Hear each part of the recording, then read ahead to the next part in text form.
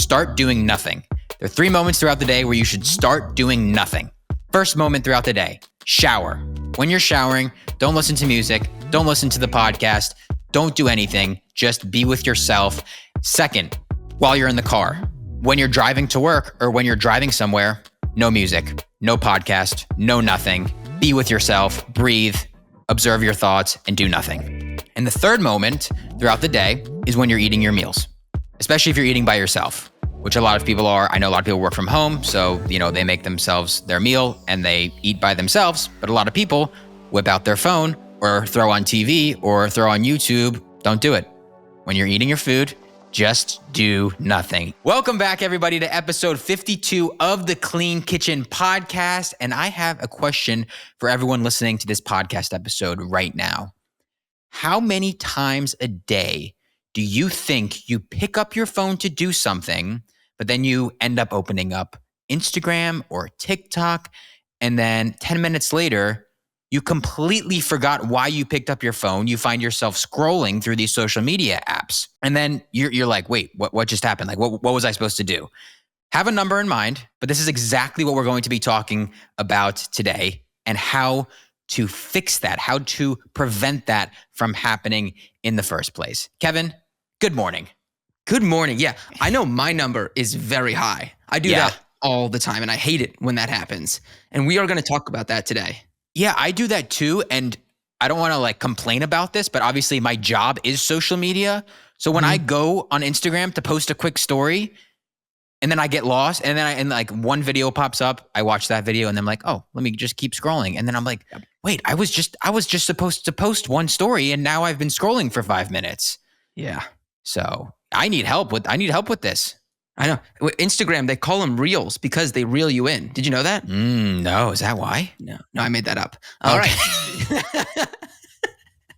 The answer to this question, the reason why this happens is because of a little thing called dopamine. And that's what we're talking about today. Kyle, we're talking about dopamine.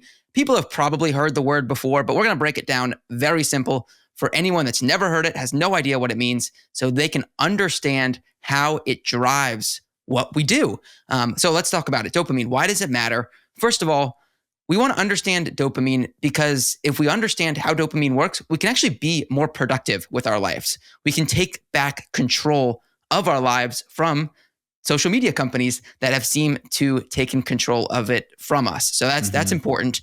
And then we're also going to talk about some own personal examples of dopamine hits that we do. How does dopamine impact us? We want to talk about that today as well. But first, understanding dopamine. Quick science here before we get into it. Dopamine is what's called a neurotransmitter, which basically means it allows our nerve cells to communicate with each other. So it sends signals across our nerves. Specifically, dopamine is involved with reward and motivation. And you can basically think about it as the currency in our brain that motivates us to do stuff. So when we want to do something, we have to use some dopamine currency in order to motivate ourselves to do it. Get out of bed, just a little bit of dopamine. That's a relatively easy thing. Do something difficult. We need a lot more dopamine to get us going. It's that reward center. We need.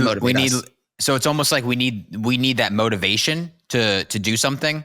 Yeah, it's like the thing that gets us going. So, okay, why am I going to get out of bed? Oh, I get to go see my friend today. So that dopamine, that's what drives us to get out of bed. Yeah, this reminds me of like when we were younger and we would have a field trip one day for school, and I don't know if I can speak on everyone else's behalf, but me personally, I was so excited that morning of field trip. So I was, I would jump out of bed that morning. So I guess is that kind of the dopamine playing a role there? Absolutely. Yes. The dopamine of knowing that you get to go on that field trip, that's motivating you to get out of bed and get going. It's not a normal school day. It's a field trip day. Yeah. Oh, I love the field trip days. Yes. Okay. Do you have things that you know about? We talked about scrolling social media, but do you have other dopamine hits that you know personally you're aware of? Like, would you say like quote unquote bad dopamine hits, or they can be good or bad? Because I mean, I'd say like a dopamine hit for me is going for a walk, and that's is something I would consider a good dopamine hit. Yep. Mm-hmm. But in terms of maybe not so good dopamine hits, I'd say maybe if sometimes like over consuming food or something like that, or dessert or something like that, that could be a bad dopamine hit, I guess. Yeah. But I mean, nothing really else comes top of mind besides just social media and, watching Netflix and things like that, which, isn't necessarily a bad thing, but you don't want to do it in excess. Yes, exactly. What about one for you that others might relate to some is when you post a video, do you ever constantly refresh to see if the number's going up? I definitely used to do that a lot. I can't say I do that a lot anymore, but in the beginning, oh yeah, I can remember when I first started posting videos on TikTok in the very beginning, I would sometimes, like, if I woke up in the middle of the night to go to the bathroom, sometimes I would check how many followers or how many views I got through the night because it was addicting. Yeah. In some way. To see the number go up. Yeah, to see the number go up, see that follower number go up. So I'd say no, not as much anymore, but in the past, absolutely. Yeah, that's a tough one. Both obviously influencers can relate to it, but also just anyone that posts on social media. When they post that dopamine hit of someone liking their picture, it rewards your brain and you want more and more of that. So I personally, I mean, I'm not an influencer by any means, but on Wednesdays, you guys know this podcast comes out. I'll open up YouTube in the morning and see how many views we have. And then I'll check it again later in the day and see if that view number has changed. So I know personally, I'm always looking for that little dopamine hit of views going up. Yeah. And we might be getting into this in a second here, but I know a lot of the information around dopamine, or a lot of it has to do with the expectation. So for example, if we're staying on this topic of social media, if I wasn't expecting something to get views and then I go check later and it did get a ton of views, then I release more dopamine. Is that correct? That's right. Yes. So let's get into that. Okay. So there's a little bit of science that we need to know about, but it's going to be very simple. And there is an expert in dopamine. Her name is Dr. Anna Lemke. She's the go-to person on dopamine. We'll link some of her videos down below. But the way she describes it is there is basically a wavelength called tonic transmission. This is your baseline level of happiness that you have kind of going on when nothing's really happening. This is just like small little ups and downs, nothing major. And that's your baseline. That's all you need to know about tonic transmission. It's your baseline. Okay. Then there's phasic transmission. This is the cue that triggers the dopamine to go up. When your phasic transmission goes up greater than your tonic transmission, so when your cue goes greater than your baseline, you're happy. It's a good thing. And you release that level of dopamine and then it comes back down. Almost think of it as a wave. So cue goes up. When you post that video, you get a little bit of a dopamine hit and then it comes back down and you're fine. But what you were talking about, Kyle, is those likes that are associated with social media. And so the initial post does release a little bit of dopamine, but let's say you don't have very high expectations on your post. It's like, this is just something I wanted to post on social media. Maybe I expected to get 50 likes on Instagram. And a couple hours go by and you're sitting at 200 likes, way more than you expected. Yeah. That second impact, the second cue of that many likes is going to bump your dopamine way up high, which isn't a bad thing. It's just something you should be aware of, that those likes are triggering dopamine in your brain. So that's that difference. Is that, I don't want to say good and bad dopamine, but is that kind of bad dopamine? Yeah, it's a good question. I wouldn't say there's any good or bad dopamine based on what Dr. Anna Lemke said. But there are things that we need to be aware about in terms of how we are releasing dopamine. Dopamine in itself isn't good or bad, but maybe how you release it can be good or bad. So like you said, a walk is a good way to release dopamine, and maybe getting stuck on social media is a bad way to release dopamine. But dopamine in itself, neither good nor bad. Got it.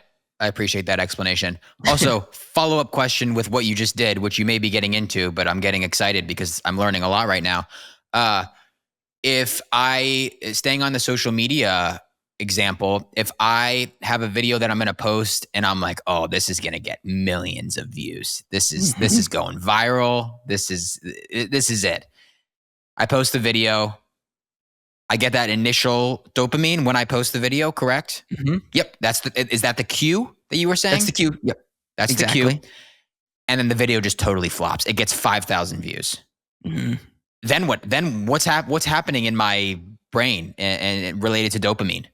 Yeah. So your brain is expecting that massive second wave of dopamine to hit, and it doesn't get that. And now, because your expectations are for this massive hit, you actually go down in terms of the dopamine hit. So you lose dopamine, you're absent dopamine, and it's not depression, but it's towards that kind of area where you get sad and you're questioning everything and really thinking about why didn't it get all those likes that I thought it did? And it kind of backfires on you when your expectations are misaligned to the reality. Yes. Wow. Have you felt that? Yeah, absolutely. Yeah, I've definitely felt that. Yeah. I try not to have expectations more recently, but in the past, absolutely. I definitely would feel that. Yeah. Even like other areas outside of social media. Social media is the obvious one here.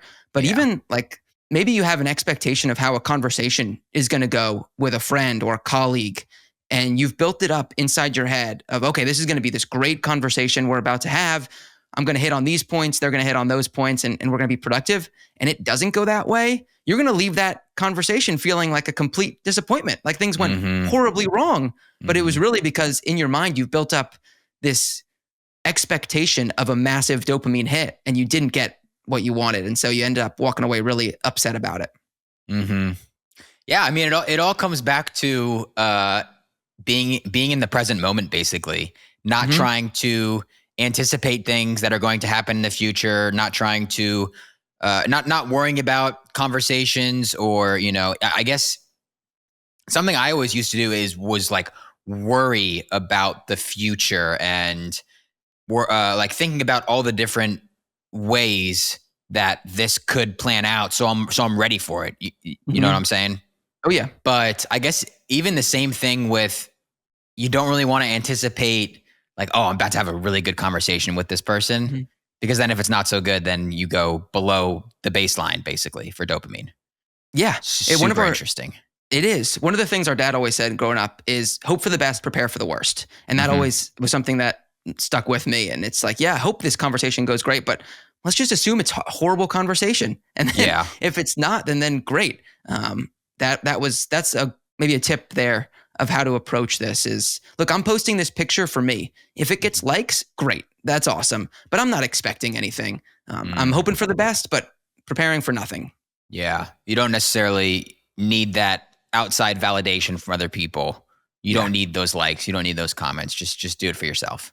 Yeah, exactly. And maybe that's a good way to bridge between good and bad ways to trigger dopamine, in that social media can be a dangerous way to trigger dopamine because you're relying on external validators, other people to like your post. Whereas, like you said, a walk, you have full control of how that walk goes. That's just you and the walk, and maybe hopefully good weather is the other thing. But other than that, you're in control. And so you have full control over how that dopamine gets triggered. Yeah, absolutely. Okay. Wow. What else? What else about dopamine? Yeah. So that's kind of the key. If you can understand the baseline and cues, you've got a really good understanding of how dopamine works. Dr. Lamke gave a talk at Stanford, and the way that she described it as well is almost like this seesaw approach to dopamine. And when you have a release of dopamine, if you're looking at like a seesaw and watching on YouTube, the seesaw goes down because you've released dopamine, something good has happened. Let's say you do post a picture on Instagram and it does way better than you expect. First, you get that dopamine hit from the posting, and then you get the second dopamine hit from the actual views doing well. Over time, that seesaw wants to balance back out. That's the way dopamine works in the body. That's why with those waves, it always comes back down. You can't be in this euphoric state forever. That would not be a good thing to always be in that state. You kind of want to get back to this level state of dopamine. Back to baseline? Back to baseline, yeah.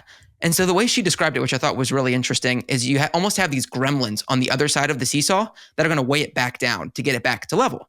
And those gremlins can kind of be bad things. But how she describes it is if you keep getting these dopamine hits, you keep reaching for these social media, the other side of that seesaw, those gremlins are just going to keep piling and piling up.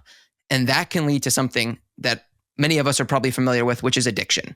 And so you have just constant gremlins on the seesaw weighing you down, pushing you down, and you almost can't get that dopamine hit back up because you're addicted to the likes, the social media, whatever it is that's your vice, you just get addicted to it. And so that's the other side of this, which is within that baseline, that first dopamine hit you get, if you get too many of those, that new baseline actually gets bigger and bigger.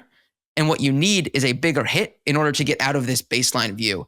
And there's a common saying with drug addicts is that you're always kind of chasing this first high. Yeah. And this is physically what it is. You're chasing that first high of dopamine, or maybe if to make it more applicable to an average day person, you're always chasing maybe that most liked video that you got. Say it got 100,000 likes. You're always chasing that high that you got from that, which can be very dangerous. Mm-hmm. And even just like not even posting, but just scrolling too.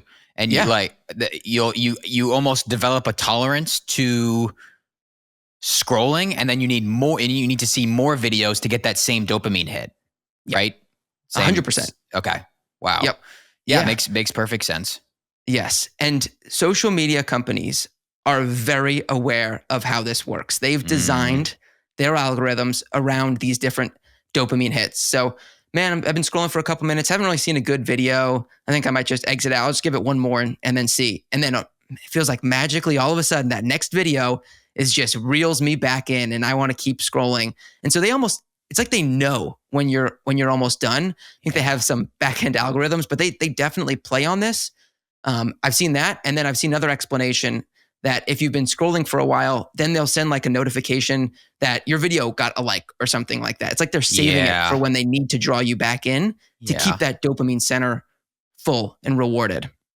Yeah, they want you on the app. And, when I'm reading about these social media algorithms and how they work and how I can maximize views when I'm posting videos, everything I read always says these social media apps, Instagram, TikTok, they want people on the app. So the more you can keep them on the app, the better, AKA, making them watch your video until the end, and then they can scroll and watch that next video. Yeah. Do you remember the first time that you downloaded TikTok and was scrolling through watching videos? Yeah. Can you remember that? Yeah. Right around like the pre-COVID, probably, I'd say. It was when I first got on, and I was like, wow, this thing, it just knows me so well. Those were my first thoughts. Like, it's perfect for me. Yeah. So you showed me TikTok. Do you remember? Do you remember when you showed me TikTok? Not the moment, no. I can remember the exact moment we were sitting on your couch in your old townhouse, and you were like, "There's this new app. It's called TikTok," and I'm like, "What the heck is this?" And this is obviously before I started doing any social media whatsoever, and I had heard about it, but I'm like, I don't know if I want to download this. Anyway, I download it, and I'm on the homepage or whatever, the For You page. And I remember the first time I'm watching these videos and I'm scrolling, I don't even think I realized it in the moment, but I could feel this flood of dopamine in my brain. Like, I was like, this is awesome. I was like, but also I had that voice inside of me being like, oh, this is going to be addicting. Like, I knew right away, like, I was like, wow, this is really cool, because that was the first time short form video, like, that's basically the invention of short form video. It wasn't a thing. This TikTok, it wasn't a thing on Instagram. Instagram Reels wasn't a thing. YouTube Shorts wasn't a thing. TikTok was the first short form video.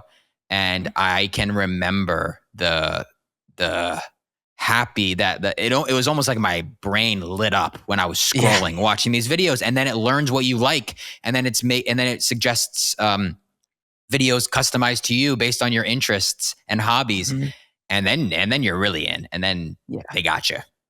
Yep, once it knows you, it is so good at keeping you trapped in there. I remember right in the beginning, I was really into woodworking at that time, and I was getting all these woodworking videos. And part of me is talking myself through it, where it's like, oh no, like this is educating me. Like it's actually good, but I'm just rationalizing this addiction that I had to TikTok. I deleted TikTok because I was too addicted to it. I just was always on it. I had to get rid of it.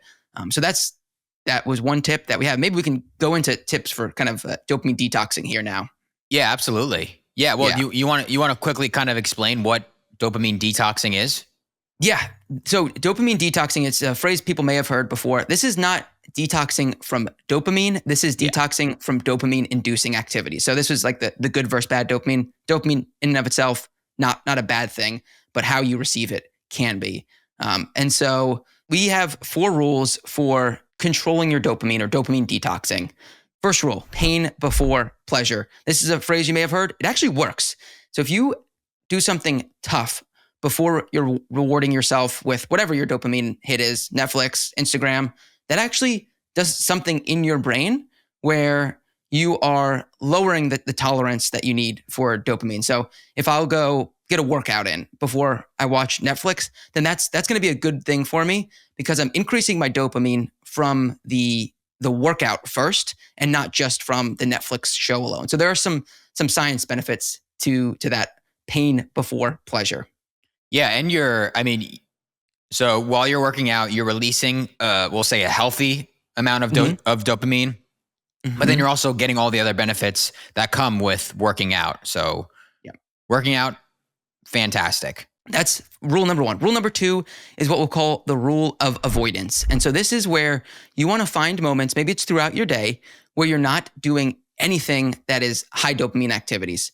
I know for me, like something I'll always do is if I have like 2 minutes where I'm by myself or something and don't have to work at the current moment, I'll pull out my phone and start scrolling Instagram. Of course. After going through this, I want to fight that urge and just take those 2 minutes to just daydream or think or stare out the window, do something else that is not a dopamine inducing activity. And that just resets your balance of dopamine levels in your brain. And there are some studies that say it takes about 4 weeks to reset dopamine inducing activities or dopamine balances.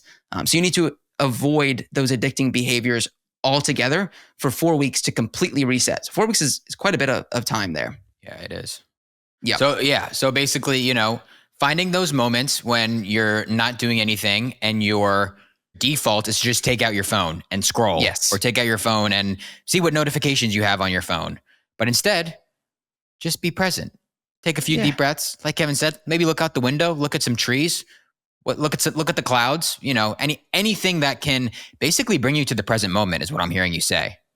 100%. Yeah. Dr. Lamke talked about this in her discussion where she said she believes there's an overabundance of dopamine inducing activities in our world today. People are just constantly in a state of looking for dopamine. And what that leads to is that dopamine deficit state, which we talked about before, which is when you have those high expectations. And so we've almost worked up ourselves in our brain that we're always looking for something that's going to get me really excited, whether it's some exciting video that you see on Instagram or that post that you make that gets a ton of views. And when you have those high expectations, like we talked about, you're living in this dopamine deficit state. And that over a long period of time can lead to depression and anxiety, which are more common in our world right now than we've ever seen before. And Dr. Lamke's theory is that it is because of dopamine. Especially with young people, the amount of people that are anxious and depressed. And I think that social media plays a big part in that.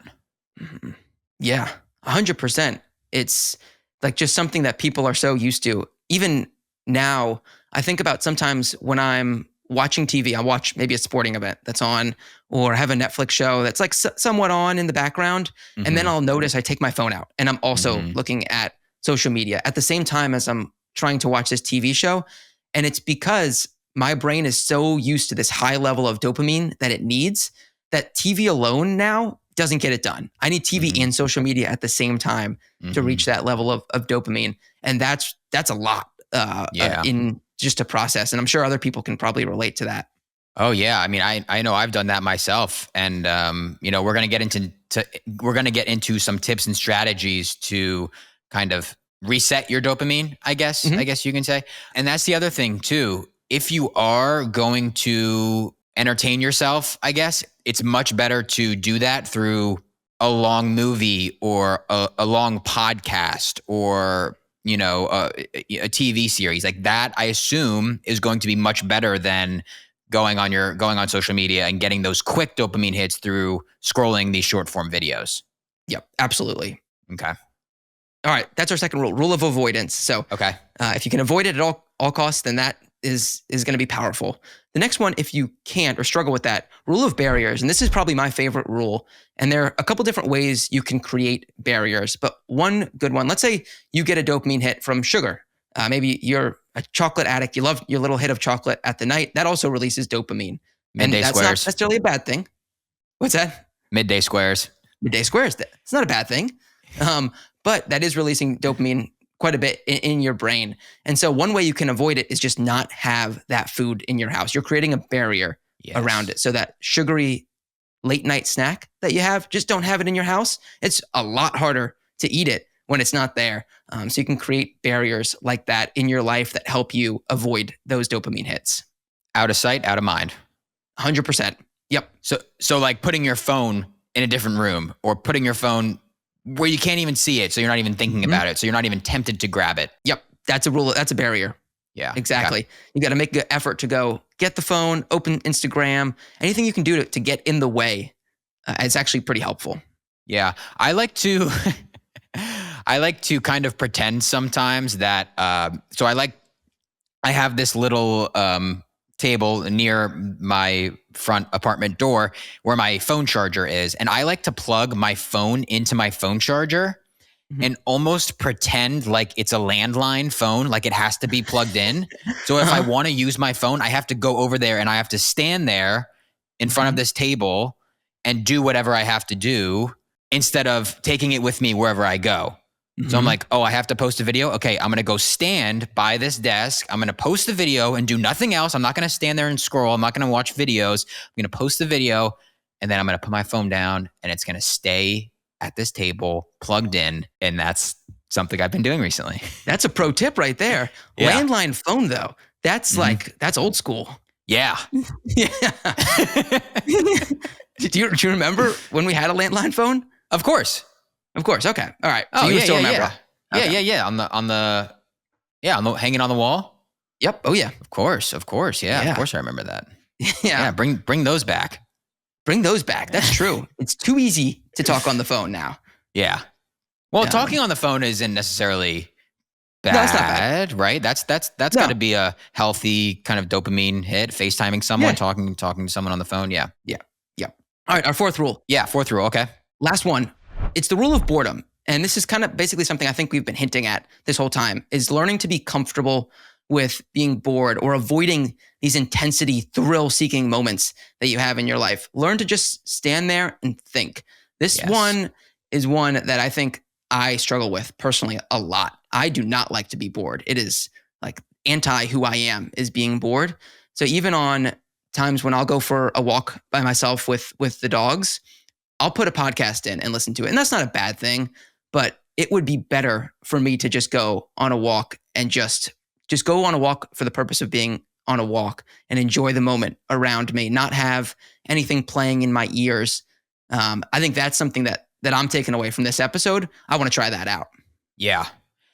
I think this could be a good spot too, where I kind of go into some of the things that I've been doing as well to kind of reset my dopamine levels and, do this quote unquote dopamine detox. So actually first I want to play a video that funny enough, that I came across scrolling through social media. But when I saw this video, it stopped me in my tracks. It made me think a lot about how I live my life on a day-to-day basis. And I'm just gonna play it right now. It doesn't necessarily specifically talk about dopamine, but it made me realize how I should really try to focus to be in the present moment, focusing on my breath and not not being in a rush. Specifically not being in a rush. So let me play this video right now. This is the neuroscience behind why you should never rush and why I personally allow myself to be late. When we are constantly in a hurry, our bodies are being flooded with stress hormones like cortisol and adrenaline. So being in a rush increases stress and anxiety. And there are other risks to rushing as well. Rushing is associated with poor mental health and negative emotions. It's also linked to feeling a lack of control over your life, which makes sense because rushing has been shown to decrease executive functioning. It reduces self-control, focus, working memory, and flexible thinking. Which leads me to my third point, that rushing puts you in a state of reaction rather than being in creation. You are less able to connect to your intuition and live with a sense of purpose. So moral of the story is to schedule your downtime, and please do not start your day in a rush. Have some sort of morning routine and gift yourself the gift of presence, because being present is one of the most genuine ways to show yourself and others love. I love that. I think that's amazing. It is amazing because I, selfishly thinking of myself when I saw this video, I was like, I am always in a rush. Mm-hmm. I don't even know why. It's just like, it's basically like just been, it's like a habit. Like I've been doing it for so long that I'm always in a rush, whether I'm like, whatever I'm doing, I'm always like, I just feel like I'm always in a rush. Okay, gotta go. I'm on my phone. I'm like trying to multitask, doing all these things at once. And I saw this video and I was like, oh my gosh, this makes so much sense that when you're in a rush, your body, like she said, is flooded with these stress hormones like cortisol and adrenaline. And then you're basically increasing anxiety and stress when these hormones are released. So basically, every time you're in a rush, you're stressed out. Your body is basically in fight or flight, which is not something you want to be in. You want to be in rest and digest, which is called the parasympathetic state. Sympathetic state is in the stress state. Parasympathetic state is rest and digest. You're not stressed. So this was very eye-opening to me. And now first of all, I never try to be in a rush anywhere. If I'm going to be late for something, that's fine. It's not a big deal.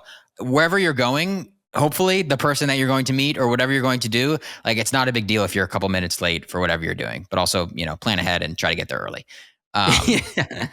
So I've kind of taken this mentality of don't rush into my daily life. And now I find myself kind of like what we were talking about earlier. When I have this downtime for however long it is, I find myself no longer reaching for my phone and scrolling because I have 5 minutes to spare, but instead sitting there, breathing, focusing on my breath, and just being bored, being okay with being bored. I've been practicing this. I saw this video probably a month or two ago, and I've been consistently doing this on a daily basis for the past month. And what do you know? It said it takes 4 weeks for dopamine to kind of reset. Mm-hmm. I feel like I'm kind of hitting that 4-week milestone, I guess. Yeah, milestone. Marker, yeah. And my body just feels so much more calm. And I'll even give you another example. Yesterday, I had a couple hours to spare because I was going to go to this pickleball lesson at 8 p.m. It was 6 p.m. I had gotten everything I needed to do done for the day. I went to the gym. I went for my walk. I got all my work done, went to the store, filmed a bunch of videos. And I had maybe an hour and a half before I had to leave for this pickleball lesson. And I literally just sat on my couch for an hour with no phone, no TV, no music, no nothing, and just sat there and just breathed. What did you do? Yeah, what did you do during that hour and a half? I just breathe. I just breathe. So first thing I do, what I like to do is just 5 seconds in, 5 seconds out. Breathe.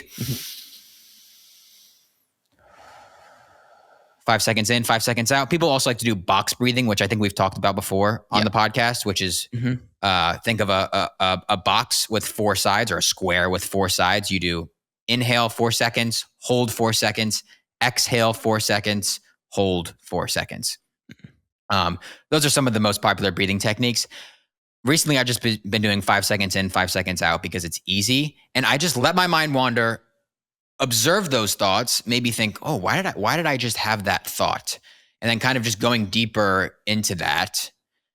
And yeah, it's just been really, really powerful. And I've noticed my life improve in a few different aspects. Do you notice that you're more creative during times like those? 100%.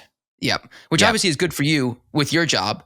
Yes. But others that aren't in a creative role, it can also be extremely beneficial to be in that sort of state. I think you're able to think outside the box more when you're in that state. To me, it's there's 2 moments in the day that are always without my phone religiously, which is 1 in the shower and then 2 when I go to bed.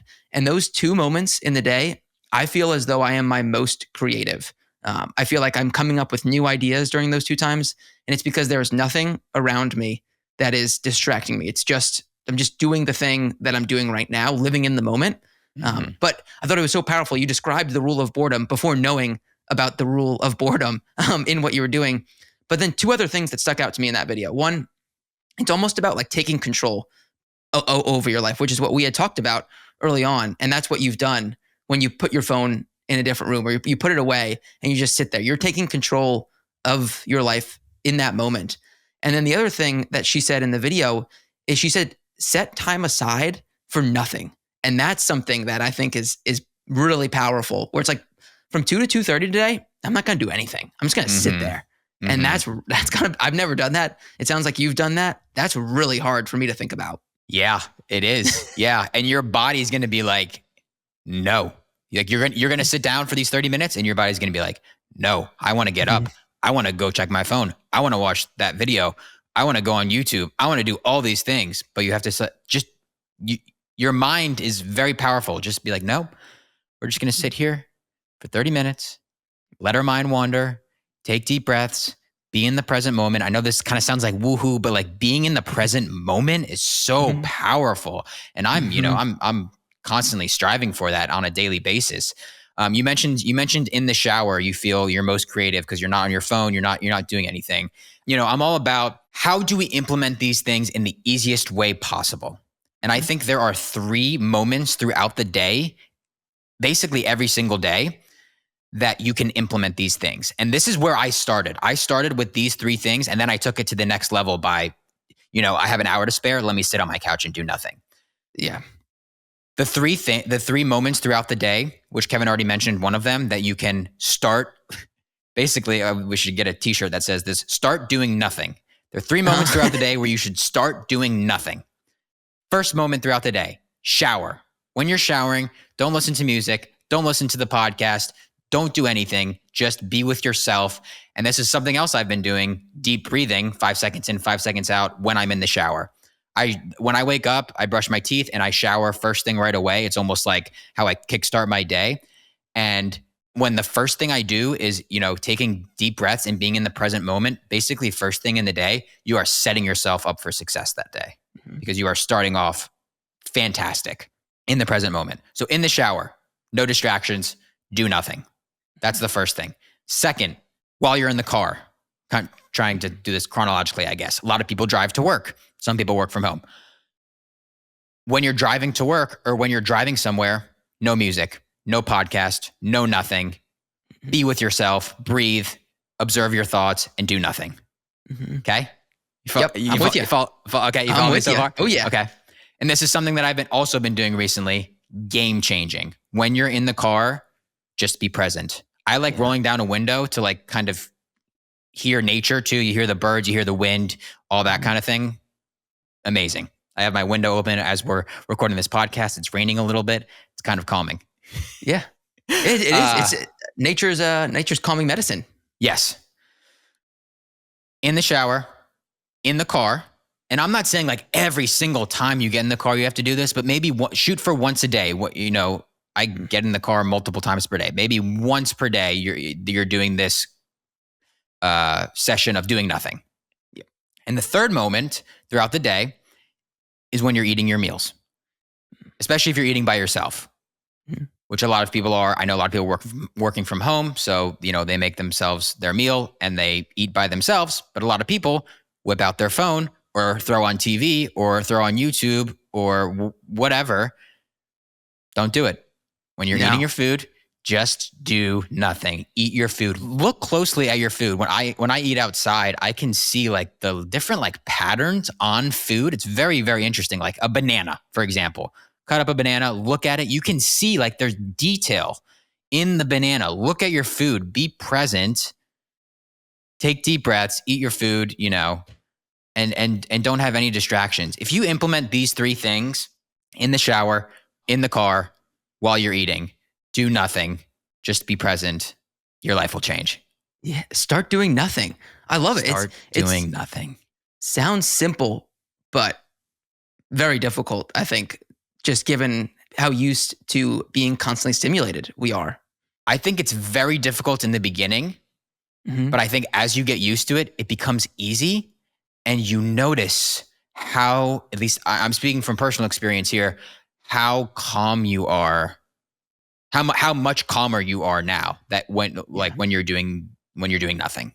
Yeah. You realize how calm you are, and then you realize how anxious, and again, I'm speaking for me personally, how anxious you were before, and kind of going back to that, like always being in a rush. I'm like, no, just like, I don't need to rush anywhere. Just be present, do nothing, take deep breaths. So, yeah, those are my few tips. I love that. 100%. People should try this out, myself included, because I definitely don't do this. Let us know too in the comments if you do something like this, or if there's another spot in your day that you found is a great spot to do nothing. The 3 that Kyle mentioned, I think, are great places to start. But let us know too what else you do to do nothing. Yeah. And another thing, just one more thing, once you've kind of, I guess, already done those things and you want to take it to the next level, I think going on walks as well without any distractions.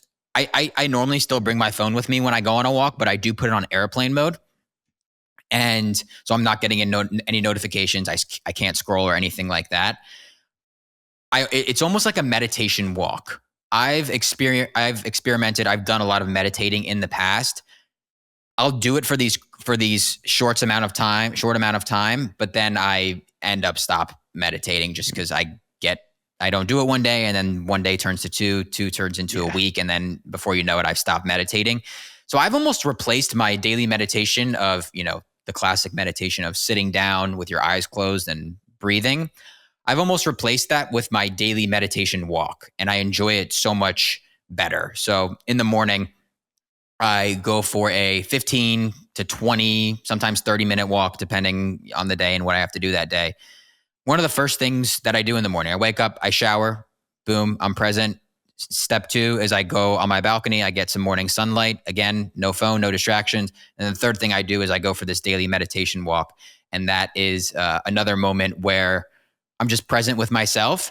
And I noticed this is a moment in my day where I am extremely creative, and I have a lot of ideas for me specifically, video ideas and things like that. But yeah, meditation walk is also very powerful. Yep. I love that one. If meditating isn't for you, find other ways to implement the same concepts. And you can take this with anything. If you don't like running, I hate jogging. I just don't like it. Join a sports league where you just run in the league, because I love sports. So that's something that I can do. So whatever it is where you need X, find a way to implement it in your life that you enjoy doing it. Walking is the perfect example of this. Yeah. And so you talked a lot about your phone throughout this whole thing, because that is the biggest kind of distractor for a lot of people. So we also have at least 5 tips for better productivity that we use personally in our lives. And then they're super easy to implement, and anyone can take these and implement them today. Kyle, do you want to start with one that you do? You mentioned your landline, but what else do you do with your phone to keep you from being distracted? Yeah. So something that I just started doing a few months ago was I have basically all of my apps are on. I wonder if I can share my screen here. Oh yeah. Show my screen. You can kind of see, can you tell like some of these apps are like grayed out? Yep. And I have a timer next to them. So like basically all my social media apps, so YouTube, Instagram, TikTok, Facebook, it's basically blocked out. So I can only, or basically all times of the day, it's blocked out. I used to have it at certain times, but now I just have it all day. And if I want to open Instagram, say, I press Instagram and it tells me time limit. I've hit my time limit for the day, even though I haven't even opened Instagram today yet. And then at the bottom here, I can press ignore limit. And this is something that I've been doing recently. It says, remind me in 15 minutes. So then I'll press that. And now I'm in Instagram, but in 15 minutes, it's going to remind me you hit your time limit on Instagram. Mm-hmm.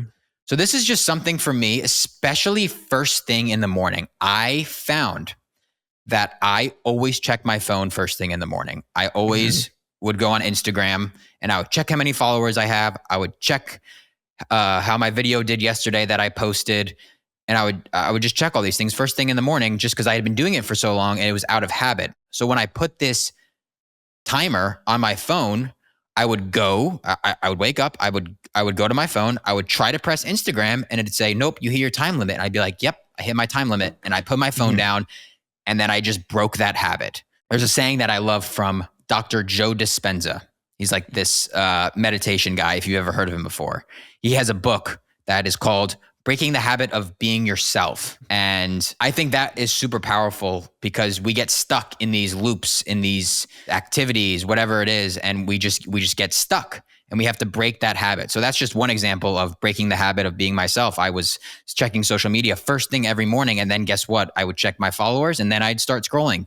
And then I'm starting my day off scrolling through social media. I get that big dopamine hit first thing in the morning, and then I'm craving dopamine all day, every day. And it's just this loop. So just by stopping that tap first thing in the morning of checking Instagram, super powerful. It's the rule of barriers. It's what we talked about. You put barriers in front of you being able to open Instagram, and it is extremely successful. I do the same thing a little bit differently. I have a 45-minute time limit on Instagram every day. And then after 45 minutes, that notification pops up. It's like, that's your cue to get off. Even 45 minutes, I think it's a lot of time on there. Yeah. But I love that one. My favorite, though, moving on to the next iPhone tip here, my favorite one, I'm just going to start with the favorite one, is scheduled summary. This is something I hadn't heard about maybe 2 months ago. I started implementing this.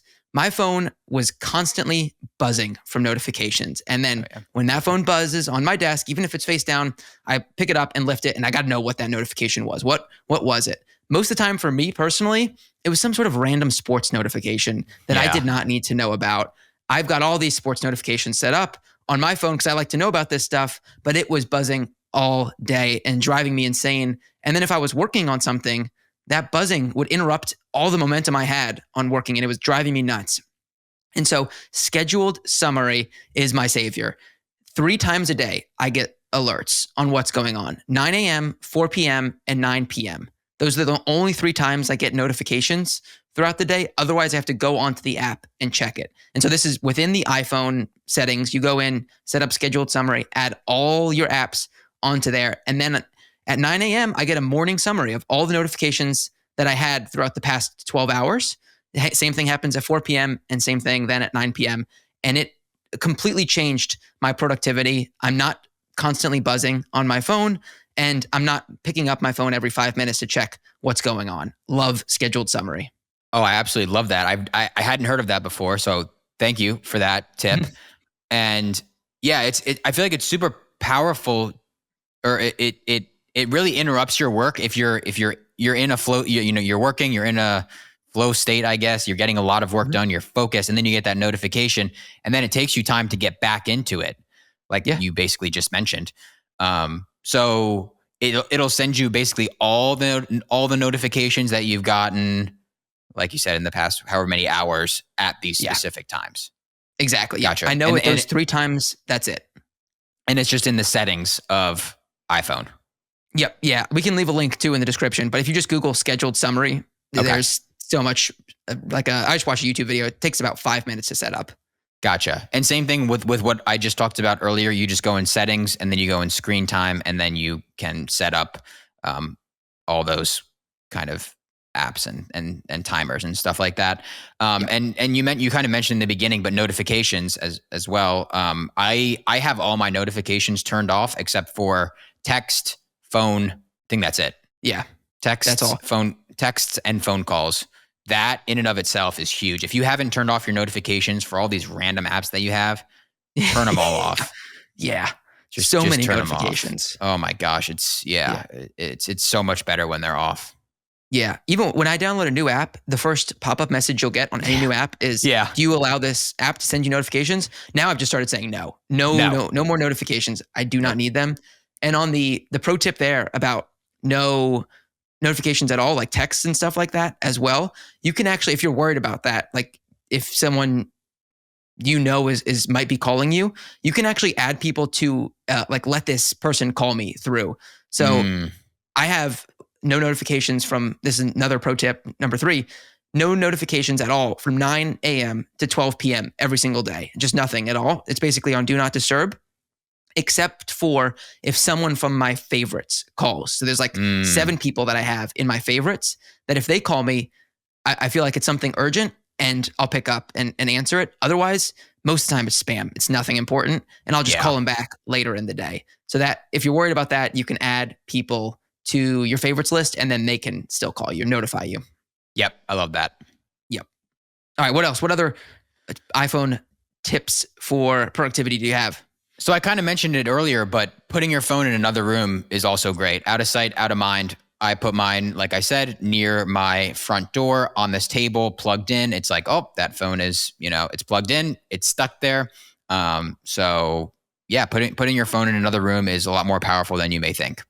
Yeah, 100%. We have a charger in like one of the rooms that's kind of away from the main living area. And so at night, we'll try and just put our phone in there. And it's like, oh, it's just charging over there. But it's such an effort to go get it out of that room that it does stop you from going and getting it at night. Exactly. Yeah. And kind of going off that too, if you are going to watch Netflix or a movie or a long podcast at night, because, there's nothing wrong with that, in my opinion. I do that a lot too, to kind of wind down. I enjoy watching podcasts on TV. Like Kevin just said, put your phone somewhere else. Don't even be tempted. You don't even want to look at it because you're going to be tempted to grab it and start scrolling because maybe that podcast you're watching isn't necessarily spiking your dopamine in a big way, and you feel like you need to scroll. It's crazy. Like basically this entire episode, we're just talking about social media and your phone. Mm-hmm. That's it. Yeah. If you can get over that or conquer that, it's like 90% of the battle. Everyone out there listening, if you, I mean, it's bad that I'm recommending this, but because it's my job, but delete social media. If this wasn't my job, I wouldn't have Instagram. I wouldn't have Instagram or TikTok. YouTube, I guess, is different with the long form videos, and it can be very helpful and educational. But if this wasn't my job, I wouldn't have Instagram or TikTok. It wouldn't be on my phone. Yeah. Yeah, it's tough. It's just ingrained. And I do feel like there are so many positives too from social media. Like, I mean, you and a lot of other people that are out there educating people on what they should be buying at the grocery store, non-toxic swaps. So the other thing, maybe if you don't want to go all the way and delete social media, what I've done recently is whenever something pops up on my feed that I think is just stupid, for lack of a better word, I just block the person. And I'm like, I don't want to see you again. On social media, not like a person that I know, just another influencer that's doing something that's just gonna make me stupider. I just block you, and even if you don't follow them, even if I don't follow them, no, just block them. We were looking at the other night. I blocked like 6 or 7 people on Instagram. Never met them, never heard of them, but they're just making stupid content, and I don't want to see it on my feed. And so you can almost self-curate a more positive feed within Instagram. I like that, and even going one step further, kind of, I guess the blocking is kind of one step ahead of what I'm going to say, but go check who you do follow and unfollow anyone that isn't really helping or providing any value to you. I've done this a couple of times throughout the past few months. I'll just quickly go through all the people I follow. I'll be like, this isn't really adding any value to me. If you can narrow down the people you follow to, I like to think I'm on that list of people that of people that they would keep following because I'm trying to provide value. So keeping the people you follow to, people that are providing value in your life or helping you or educating you in some way. Yeah. Twitter actually does a really good job of this. They've got what are called Twitter lists, which is just a specific set of people that you'll get in your feed. So if you go to Twitter, for those of you that are on there, you'll get basically anyone that you follow, any tweet that they've sent chronologically in time, you'll get all their tweets, which is overwhelming and it's a lot. But what I do on Twitter especially is I just have a list it's like 3 or 4 lists that I have of specific categories of people that I want to know what they're talking about. And there's only like 10 people in the list. So I can refresh it as much as I want, but if those 10 people aren't tweeting, then there's nothing in that feed. And I've found that I'll just exit out because there's nothing for me to look at, and I'll move on to the next thing, whatever it is that I'm doing.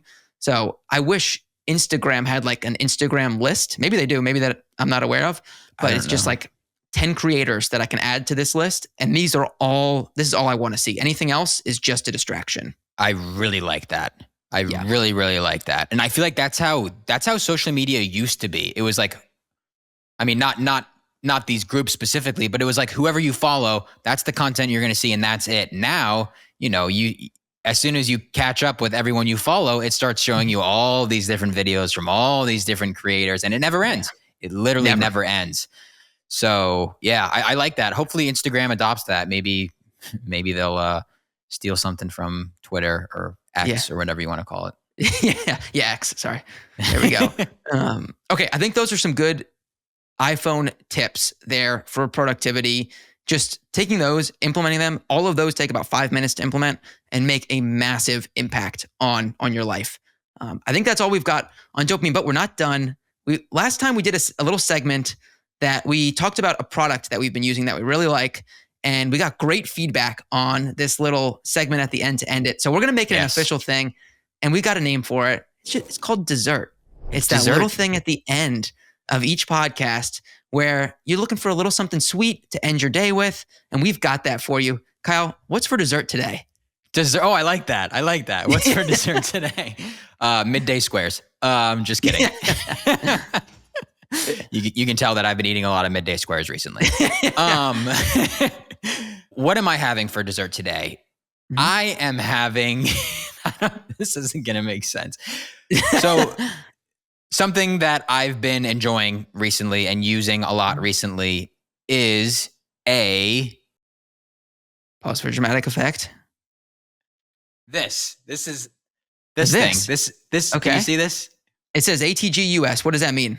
This is a slant board, and I can try to demonstrate it here for those people that are watching on YouTube. But basically, I use this for stretching. So basically, I stand on it like this, and then I'll go down to stretch my calves.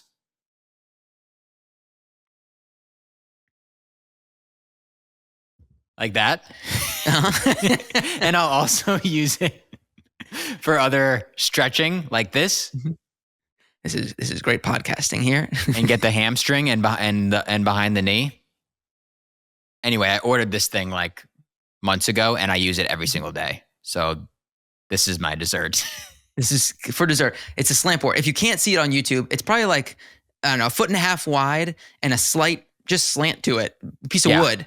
Slant board is what it's called. You can stand on. Yeah. So Google it if you're not watching on YouTube, or just come watch on YouTube. We're having fun over here. And we'll leave a link as well. Yeah. Yep. I don't know. I was trying to think of something that I've been using a lot recently. I ordered that a couple months ago, and I use it every single day, and it makes my legs feel great. Yeah. It looks like it would stretch out calves pretty good just standing on that. Yeah. Very good. Yep. Yeah. All right. What are you having for dessert, Kevin? Yeah, so this isn't something that I've had, but it's something I saw this week that I'm pretty excited about. So Galaxy, which is a big company that make a bunch of phones, came out with a new product this week called the Galaxy Ring. And if you haven't seen it, it's just like the Aura Ring that we've talked about on here before, but Galaxy's making their own, coming out at $399, but it gives you this daily energy score.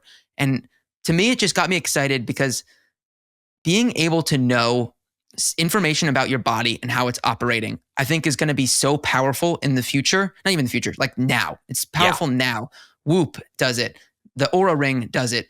Being knowledgeable about how you're feeling without having to go to a doctor and get your blood drawn every quarter or even probably every year.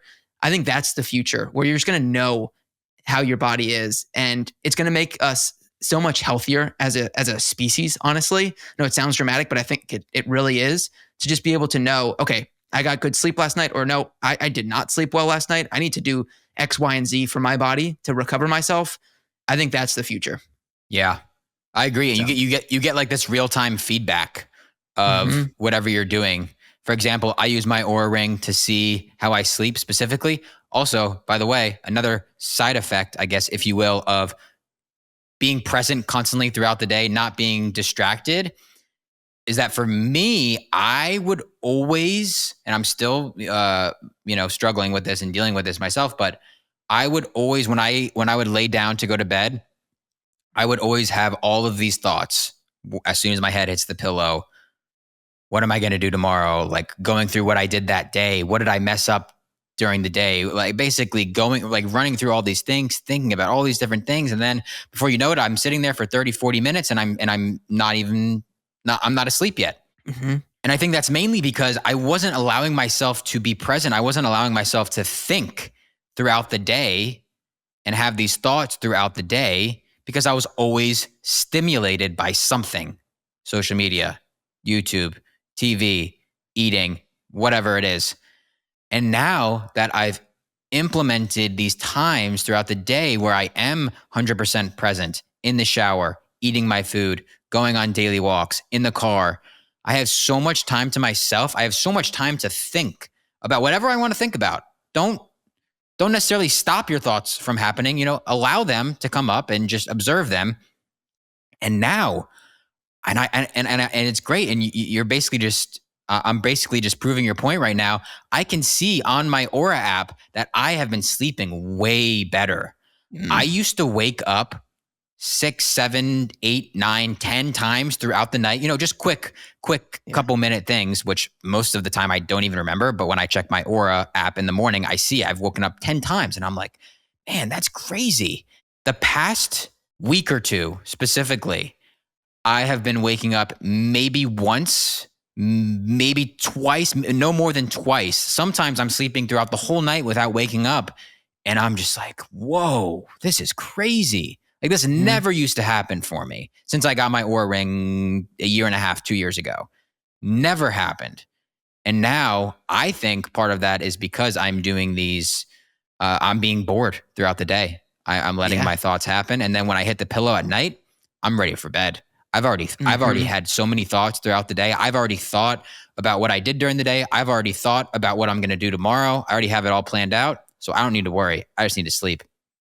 Yeah. Oh, I love that. It's super powerful because it's like your brain needs to think. If you don't allow it time during the day, it's going to find a time at night. It's going to keep you up, or it's going to wake you up even worse in the middle of the night.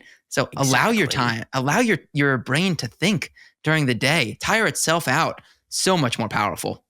Yeah. Also, just like even going one step further now throughout the day, I feel like since I'm not in a rush either, I'm not in that sympathetic state, the stress state. So then when I do go to bed at night, I'm much more calm. And then that allows me to not have as many thoughts as I'm going to bed. But like also, like you said, I think I was waking up a lot throughout the middle of the night because my body was kind of still in this stress mode. I don't know. Like I feel like I was always, now that I'm kind of out of it, I feel like, wow, I was kind of always in this stress mode. And now that I'm out of it, I feel a lot better and I'm sleeping a lot better. Start doing nothing. Yeah. Start doing nothing. Yeah. I feel like I just talked about myself a lot this episode, but yeah. I hope people had some takeaways from it. I bet they would. I think this is good stuff. I like this.